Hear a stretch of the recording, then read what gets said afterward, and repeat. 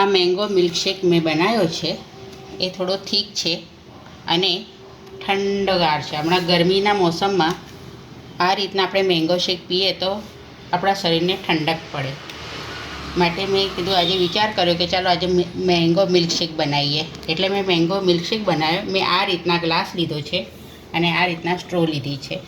Ice cream નાખ્યું છે અને ડ્રાયફ્રૂટ સર્વ કરી છે. ચાલો આપણે શરૂ કરીએ. હેલો, કેમ છો બધા? સ્વાગત છે મારી ચેનલ પર હોમ સ્ટ્રીટ ફૂડ તન્મય. ચેનલ પર નવા હો તો સબસ્ક્રાઈબ કરો અને વિડીયો લાઈક કરો. આપણે પહેલાં મેંગોનો પલ્પ કરી લઈએ. મેં 2 કેસર કેરી લીધી છે. હવે આપણે એને મિક્સરમાં ક્રશ કરી લઈશું. મેંગો પલ્પ તૈયાર થઈ ગયો છે. હવે આપણે એમાં 1 કપ વેનીલા આઈસ્ક્રીમ નાખીશું.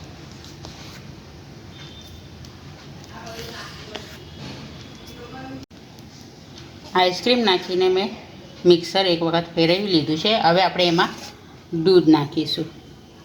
હવે તમને આઈડિયા તો આવી જ ગયો હશે કે હું શું બનાવું છું તે. હવે ફરી આપણે મિક્સર ફેરવી. આમાં મેં ખાંડ નથી નાખી કેમ કે આઈસ્ક્રીમે ગળ્યું છે અને કેરી પણ બહુ ગળી છે, એટલે ખાંડની જરૂર ના પડે. જેને વધારે ગળું જોતું હોય એ ખાંડ નાખી શકે છે. તૈયાર છે આપણો મેંગો મિલ્કશેક. હવે આપણે આને સર્વ કરી લઈએ.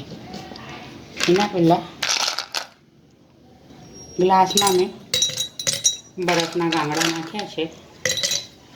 હવે આપણે આમાં મિલ્કશેક નાખીશું.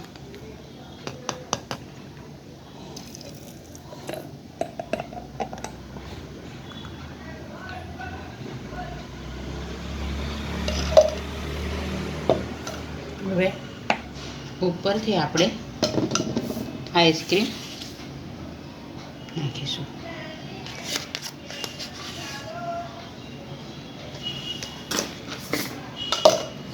અને ડ્રાયફ્રૂટથી આપણે